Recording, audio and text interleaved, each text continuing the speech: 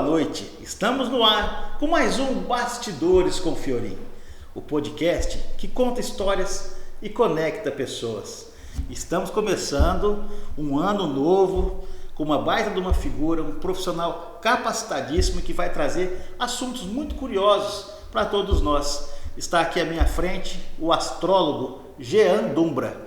O Jean, a gente já queria, na verdade, ter feito esse podcast com ele há um tempo, mas não deu certo e a gente entende, compreende que tudo tem um momento. Exato. E hoje ele está aqui para abordar tantos assuntos com a gente e eu tenho certeza que você vai adorar essa conversa. Seja muito bem-vindo, Jean. Obrigado por aceitar o nosso convite. Eu que agradeço. Jean, a astrologia é um assunto em que as pessoas automaticamente ficam muito curiosas. Sim. Eu quero começar perguntando para você o seguinte: até onde a astrologia está diretamente ligada ao cotidiano das pessoas? Totalmente, né? Porque a gente vai identificar os trânsitos planetários. Então, todo dia tem algum movimento, né, acontecendo no céu. A Lua, por exemplo, é um planeta que a cada 2 dias muda de signo. Então, ela mexe diretamente com as nossas emoções, com as nossas sensações. Então, está totalmente ligado ao nosso cotidiano, né? Um movimento lá em cima gera um comportamento aqui embaixo, que é até uma lei hermética, né? Assim como está em cima é o que está embaixo. E é dessa forma que a gente vai traduzindo os trânsitos dos planetas, entendendo as emoções, as sensações, os pensamentos e os comportamentos que isso gera aqui em nós. Tá, então se a astrologia tem realmente um link direto com o nosso dia a dia, com as nossas rotinas, em que ponto, né, ela mais pode influenciar, né, na convivência humana, não só de relações, mas como de saúde física, mental, bem-estar? Como funciona? Explica um pouquinho isso pra gente, por gentileza. Sim, nós temos o mapa natal, que é uma foto do céu no momento que a gente nasce, que ele tem todas as nossas informações, por isso o nome mapa, inclusive, é um guia para a nossa existência. Então, uma foto do céu no momento que a gente nasce, onde a gente vai identificar a posição de cada planeta naquele momento, naquele minuto, naquele segundo. Por isso que quando a gente vai fazer o mapa astral, a gente pede a cidade, o horário de nascimento, a data, para conseguir identificar, né, de longitude e latitude exatamente os planetas que estavam ali no momento que você nasceu. Digamos que enquanto você está na barriga da sua mãe, tudo que acontece é filtrado por ela. E quando a gente nasce, assim que o médico corta o cordão umbilical, é a primeira vez que o ar que está aqui fora na atmosfera entra puro no seu pulmão. E esse ar está impregnado pelo magnetismo dos planetas, daquele dia, daquela hora, daquele minuto. E isso vai impregnar, dando as características que você vai desenvolver ao longo da sua vida. Então, a partir disso, a gente consegue identificar como a pessoa se relaciona com ela mesma, né, no sentido de autoconhecimento, no coletivo. Então, a gente tem um mapa da existência, um guia ali que a pessoa pode seguir durante toda a vida dela, porque é sempre algo a ser aprofundado. Não existe um ponto final, né? Isso que é o mais legal da astrologia. Ela vai mostrar o nosso caminhar e não aonde a gente vai chegar, porque isso seria limitar, né, dentro desses contextos. As pessoas muitas vezes também acabam confundindo astrologia com previsões, né, de futuro, de situações, ocasiões. Existe uma correlação ou realmente não tem nada a ver? O terror do astrólogo é o horóscopo, né? Que a gente fala que esse é o nosso terror, porque o horóscopo, por exemplo, ele colocou muito essa questão de previsão. E o horóscopo é um olhar apenas para o nosso Sol, para o nosso signo solar. E você viu na leitura do mapa que nós temos muitos planetas ali, signos, as casas, então é muito pobre eu definir uma pessoa em uma frase, por exemplo, que é o que o horóscopo faz, e trazer uma previsão. Então a gente sempre fala que a astrologia trabalha com tendências, ela não determina, tanto que é um mapa, ela te mostra os caminhos, mas quem vai percorrer o caminho é um indivíduo. Então é responsabilidade dele, as atitudes, as escolhas, mas ela pode trazer sim uma consciência de alguns movimentos ali. Então, por exemplo, tal data provavelmente tem uma mudança na sua vida, no trabalho. E isso a gente consegue identificar. Qual mudança e o que vai acontecer, aí não, aí cabe a cada indivíduo de acordo com a sua história e com as suas escolhas também. Isso significa que pegar o jornal e ler o horóscopo diariamente não tem critério nenhum específico? É muito simples, né? Porque a astrologia, ela é sobre cálculos. Então a gente vai falar sobre os signos, sobre as casas, sobre os trânsitos, as relações dos planetas. Então olhar para um planeta só, que é o Sol, e ainda definir todo mundo que nasceu com aquele signo, ter a mesma atitude, é muito pequeno, é muito pobre dentro da existência humana. Então a gente fala que horóscopo é mais uma questão ali de dar uma inspiração, mas não de prever o que vai acontecer realmente. Jean, uma questão importante, a gente nasce, obviamente, como você mesmo colocou, com as nossas digitais. Sim. Né? Depois de um certo momento da vida, a gente busca o nosso RG, Sim. São os nossos documentos pessoais. O mapa natal, né, que você acaba de colocar, seria semelhante a esses itens? Cada um tem o seu mesmo e não vai ter um outro igual, ou pode acontecer coincidências e correlacionarem situações semelhantes no dia a dia de convivência humana mesmo? Ótima analogia com essa questão do documento, porque realmente assim, é único, né? Porque cada pessoa, naquele momento, vai ter um movimento planetário quando ela nasce. E além do mapa, a gente fala, por isso que o mapa e a astrologia não determina. Tem a história da pessoa, tem a cultura de onde ela nasceu, tem a educação que ela vai receber, que pode enaltecer um comportamento que tem ali no mapa ou extinguir. Então, por isso que a gente fala que a gente mergulha em autoconhecimento e por isso que cada mapa é único. Por isso que uma pessoa de Gêmeos não é igual a outra pessoa de Gêmeos. Pode ser uma pessoa de Gêmeos que é muito comunicativa e outra que é introspectiva, porque às vezes Mercúrio, que é o planeta que rege Gêmeos, dessa outra pessoa introspectiva está no signo de Câncer, por exemplo, que é um signo que é totalmente sentimental, e o do outro geminiano está no signo de Gêmeos, que é um signo totalmente comunicativo. Então nem todo geminiano é igual, então por isso que a gente não pode classificar todo mundo, porque eu sou geminiano, eu sou comunicativo, né? Então por isso que a gente precisa fazer uma leitura completa do mapa e profundo, para entender a posição de cada planeta, para entender como uma pessoa pensa, como ela sente o mundo, como ela se mostra para o mundo, por exemplo, que é o ascendente. Então são vários aspectos ali que vão compor a personalidade, e não só o Sol ou um signo em si.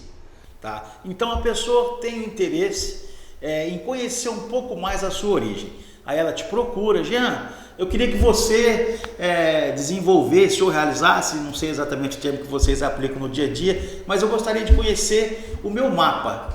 Como é feito esse processo? É um bate-papo, é uma troca de ideias informal ou formal? Você faz um levantamento, né, um questionário com essa pessoa? Conta pra gente um pouquinho esse bastidor, para as pessoas entenderem na prática como funciona a astrologia, um pouco mais, né, dessa coisa tão complexa e de certa forma até misteriosa e que encanta, né, muita gente. Eu sei que é realmente encantador e eu sou testemunha, né? Quando você apresentou o meu mapa natal, eu fiquei chocado, né? Eu consegui me conhecer um pouco melhor, diríamos assim. Então, como funciona esse processo?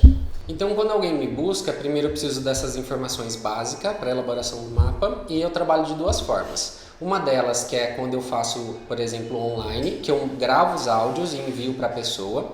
Então eu vou passando por todas as casas, os trânsitos, os signos. Então a pessoa recebe todas essas informações numa gravação e ela vai ouvindo no tempo dela, quando ela puder. E depois a gente continua essa conversa. Eu falo que a gente vai construindo junto essa sessão. Mas tem pessoas que precisam no olho, né? Precisa ali no ao vivo. Então aí eu também tenho uma outra sessão que a gente grava, que seria uma consulta ao vivo de 1 hora e meia, onde eu vou fazendo a leitura do mapa e a gente vai debatendo junto ali. Então é uma consulta mesmo, né? Que a gente vai fazer como se fosse uma sessão de acolhimento ali psicológico. Então dentro dessa uma sessão a gente vai abordar e explorar tudo isso. Entendi. Você comentou também comigo que depende muito do horário que a pessoa nasceu, enfim. Ou seja, os astros, eles se movimentam a todo instante. Sim. Né? E por mais que a gente já tenha consciência de que a astrologia não tem nada relacionado à previsão e nem horóscopo, eu queria que você nos apresentasse até onde ela poderia ser usada como uma ferramenta, por exemplo, de orientação mesmo, uma bússola para as pessoas. Por exemplo, cuidado de acordo com a mudança dos planetas em determinado período, pode ser que em determinado mês você tenha a saúde um pouco mais fragilizada. Isso é possível? Sim, a gente vai identificando a partir dos trânsitos astrológicos. Então, por exemplo, essa semana teve um planeta que se chama Plutão, que ele estava até então em Capricórnio, que ele mudou de signo, ele entrou em Aquário, e ele vai ficar por 20 anos. Então, o planeta da transformação e da morte entra no signo do coletivo e da humanidade. Então a gente sabe que ele vai causar transformações no coletivo. A última vez que ele esteve em Aquário, nós passamos pela Revolução Industrial. Então a gente sabe por marcos históricos, né? Porque a astrologia é assim, a gente entende movimentos lá em cima e a gente vai gravando e identificando movimentos aqui embaixo. Então a gente sabe não que vai acontecer uma outra revolução, mas algum tipo de revolução ele traz. Ele é um planeta que fala de transformação e Aquário de tecnologia. Então a gente sabe que modificações tecnológicas podem acontecer, avanços na medicina, revoluções sociais. Então a gente viu essa semana, por exemplo, que está tendo um grande movimento na Alemanha em questões de partidos políticos. Isso tem total ligação com Aquário. Então a gente vai fazendo essas correlações dos trânsitos que tem no céu e as influências que isso causam aqui. Então a gente consegue ter uma perspectiva de datas. Então, por exemplo, em abril nós temos um grande encontro raro, que é de Júpiter com Urano. Então, é um planeta que fala de expansão com um planeta que fala de revolução e transformações. Então, a gente sabe que o mês de abril vai acontecer algum tipo de mudança. E aí a gente vai identificar no mapa natal, por exemplo, no seu mapa, em qual casa isso cai. Então, isso vai me trazer uma consciência da área da sua vida que essa transformação vai atuar. Então, por meio disso, a gente consegue trabalhar com essas tendências, como eu falei, e não como previsões. Então, eu não sei o que vai acontecer, mas eu sei a área da sua vida que vai surgir algum tipo de assunto para você ampliar dentro desse contexto. A gente consegue imaginar, por exemplo, estamos começando 2024, né? Sim. A gente consegue imaginar como vai ser esse período para nossa cidade, para Rio Preto, por exemplo, tem um ano de eleições. Sim. A gente consegue ter alguma característica ou alguma coisa que as pessoas possam se conectar, né, com isso e de repente ter um pouco mais de cuidado, se precaver de alguma forma específica? Existe essa relação? Nós temos algumas tendências já por ano, né, aqui na nossa cidade, sim, no contexto geral também. Então tem muito movimento político, justamente por conta dessa entrada de Plutão no signo de Aquário. E no segundo semestre nós temos 2 períodos de Mercúrio retrógrado. Nós temos 4 vezes nesse ano Mercúrio retrógrado, que é esse planeta da comunicação. Na mitologia grega, Mercúrio representa Hermes, que é o deus da comunicação, né, da fala, da escrita, da escuta, do comércio. Então nós conseguimos identificar que pode ser que aconteça, por exemplo, fake news ou movimentos ali que envolvem algum aspecto de comunicação, veículos de comunicação, né? Então a gente sabe que no contexto político vai ser muito agitado não só no Brasil e nem só em Rio Preto, mas no contexto mundial, como eu disse, a partir desses movimentos que a gente já vê lá fora acontecendo. E tem algumas datas importantes. Então, por exemplo, nós temos 4 eclipses no ano de 2024. E um eclipse ele é uma semente de transformação. Então, digamos que quando tem um eclipse, é como se fosse um aglomerado de energia, e energia aglomerada, ela vai se agitar. E quando ela se agita, ela causa uma explosão, igual o Big Bang. Então a gente sabe que quando tem um eclipse, é plantada uma semente de transformação, uma pequena explosão, digamos, em cada um. E como eu disse, dependendo da área do mapa que isso acontece, isso vai trazer esses movimentos para a vida da pessoa. Então nós sabemos que tem um eclipse dia 25 de março, tem um eclipse dia 9 de abril, 17 de setembro e 2 de outubro. Então essas são datas que a gente sabe que acontecem movimentos de transformação. E isso tanto no contexto pessoal quanto coletivo. Jean, a gente, antes de começar nosso bate-papo, eu tomei a liberdade de conhecer um pouco mais o seu trabalho, né? Eu averiguei suas mídias sociais e entrei no seu site, né? Até porque o assunto realmente é muito curioso. E em um determinado momento nessa pesquisa eu me deparei com a seguinte frase: te guio, se não me engano, ao encontro de sua alma. Isso é interessante demais. Explica pra gente um pouquinho como funciona, o que seria, na verdade, esse encontro, né? Para as pessoas que têm curiosidade e de repente querem se encontrar, né? Como que isso funciona? A astrologia, como eu disse, é realmente um mergulho profundo, né? Nós trabalhamos com símbolos, com significantes, com signos. E tudo isso parte do nosso inconsciente, que é onde a gente encontra também a nossa alma, né? O nosso direcionamento, a nossa missão.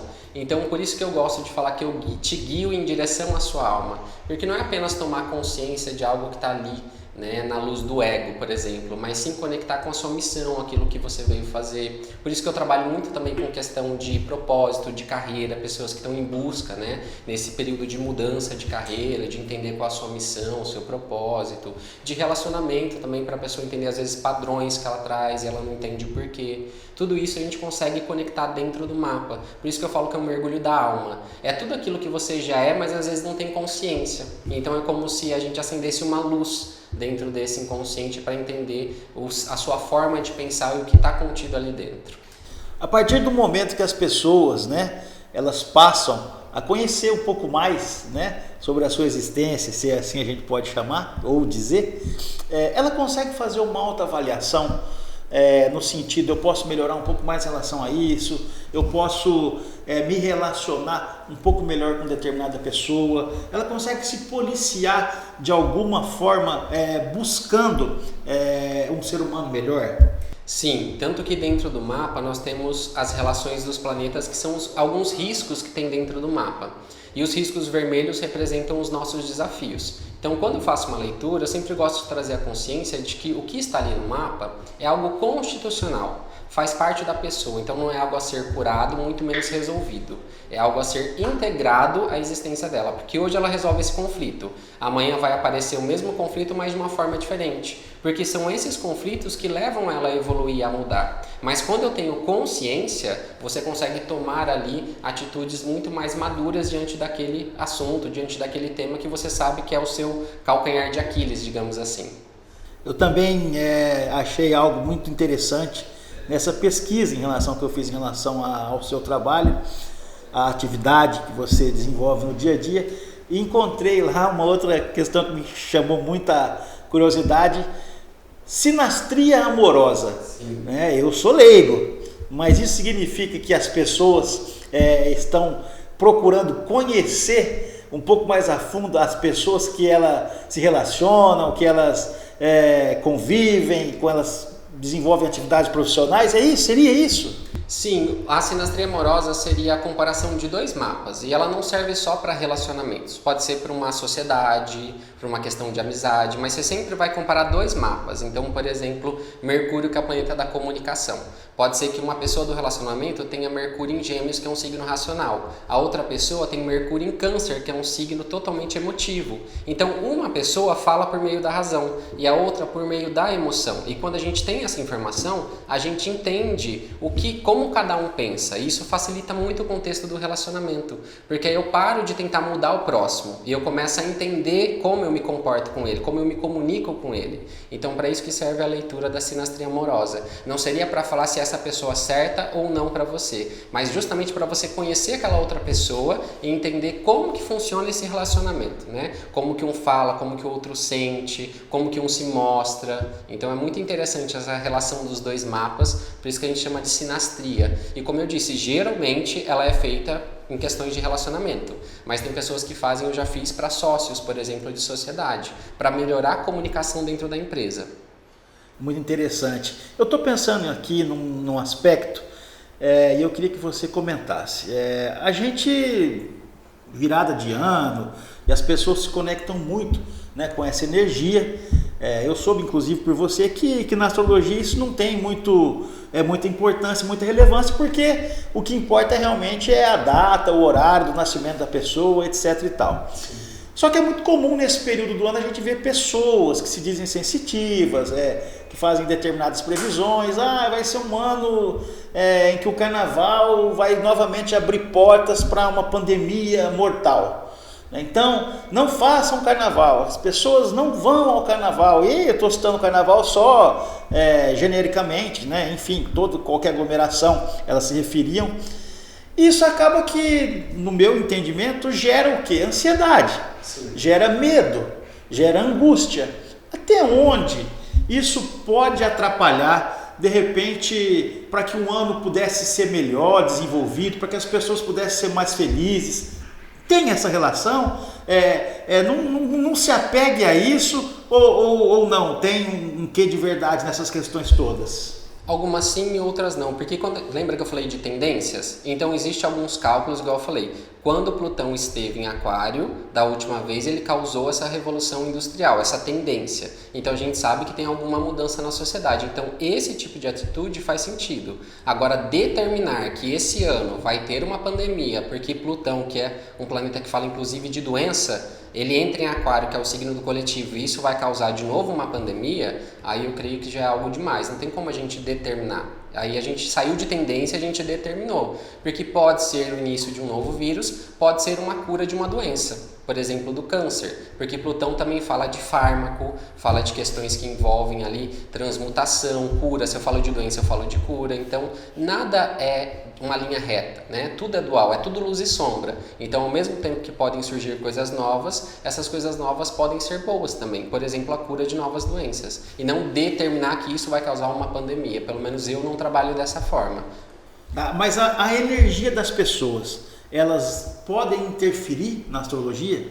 Não, aí seria o contrário. É sempre os planetas que vão causar algum tipo de movimento em nós. Por exemplo, o ano novo astrológico, ele acontece no dia 20 ou 21 de março, que é quando o Sol entra em Áries, que é o primeiro signo zodíaco. Então, para nós, o ano novo acontece no dia 21 de março e não no dia 1 de janeiro. O dia 1 de janeiro é uma comemoração simbólica ali que a gente tem, né? Todo mundo acredita, então isso dá energia para que aquilo aconteça. Por isso que a gente tem que tomar cuidado com aquilo que a gente vibra também. Porque às vezes está acontecendo muitas coisas boas, mas a gente já veio com essa informação de que vai ter uma pandemia no carnaval. Aí todo mundo fica buscando isso. Então às vezes uma coisa simples e as pessoas aumentam a ponto de realmente virar um problema, por exemplo. Então por isso que eu gosto, é o famoso orai e vigiai. Tomar cuidado com as nossas ideias, porque elas acabam se tornando realidade. Por isso que eu não gosto de determinar, e sim de trazer várias opções para a pessoa e vendo o que faz sentido para ela ao longo do ano pessoal. Jean, e a gente já conversou sobre diversos aspectos relacionados à astrologia. A gente já falou também, né, do ano que está começando, essa nova fase, né, e que a gente quer somatizar só coisas boas, muitas conquistas, bastante saúde, prosperidade, enfim, né?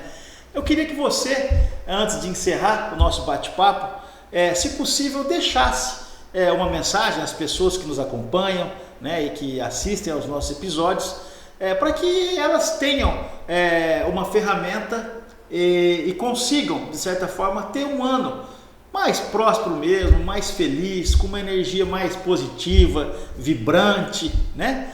Quente eu não vou nem falar, porque nós já estamos aqui numa região que é terrivelmente quente, né? Mas que você deixasse essa mensagem, se possível for, para as pessoas que acompanham o Bastidores com Fiorin. Sim, nós temos algumas programações assim por meio desses trânsitos astrológicos que é legal para a gente poder identificar alguns momentos do ano e usar isso a nosso favor e tomar alguns cuidados em determinadas datas. Então nós tivemos essa semana essa entrada desse planeta Plutão em Aquário, trazendo transformações no sentido social e coletivo. E agora em fevereiro nós temos o encontro de Marte, que é Áries na mitologia grega, que é o deus da guerra, com esse planeta Plutão, que Marte, ele é Áries, que é o deus da guerra, e ele vai se encontrar com Plutão, que é Hades, que é o deus da morte, do submundo, do renascimento. Então imagina o deus da guerra com o deus da morte se encontrando no planeta, o deus da morte com o deus da guerra se encontrando no signo do coletivo da humanidade. Então a gente sabe que é uma tendência, por exemplo, a conflitos, por isso que eles falaram de possíveis guerras. Mas no nível pessoal, se eu pensar que o deus da guerra ele pode estar me dando a armadura dele para entrar no processo de cura, de morte, de renascimento, que é Plutão, para revolucionar a minha vida, que é Aquário. Então por isso que eu gosto de trazer sempre essa energia que ela é dual. Nada é só luz, porque sem a sombra eu não consigo identificar a luz. Então pode trazer conflitos, mas também pode ser que seja a energia necessária para a gente mudar a nossa vida, né? Tem momentos da vida que a gente precisa entrar no modo guerra, né? Para fazer algo acontecer, a gente precisa de reatividade. Então, nesse fevereiro, por exemplo, Marte vai dar essa energia pra gente. Então, é legal usar o mês de fevereiro para começar coisas que a gente estava deixando lá na gaveta, projetos guardados. Aí, em março, nós temos o primeiro eclipse. Então, é plantada uma sementinha de transformação ali. E como que isso age? Então, uma semente de transformação é assim, tem um eclipse, aquela área da minha vida começa a surgir pensamentos, sensações que eu não consigo mais deixar de lado. Isso começa a me incomodar a tal ponto que eu tenho que mudar, eu tenho que tomar atitude e agir diante daquilo. Então, não é que em março tem um eclipse e vai acontecer um mega evento que transforma a sua vida. Às vezes é uma sensação, é um sentimento que te leva a mudar. Depois, em abril, nós temos o segundo eclipse no dia 8 ali, que vai trazer também transformações, é justamente no signo de Áries. Então, é essa força da gente começar coisas, de se lançar, da gente fazer menos, fazer mais e pensar menos, né? Porque Áries é assim, ele é reativo diante da vida.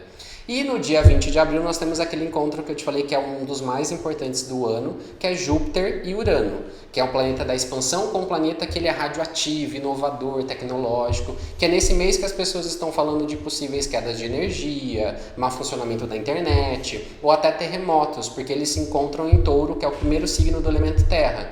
Mas isso também fala de crescimentos materiais, de expansão, porque Touro fala de acúmulo, de riqueza, de matéria.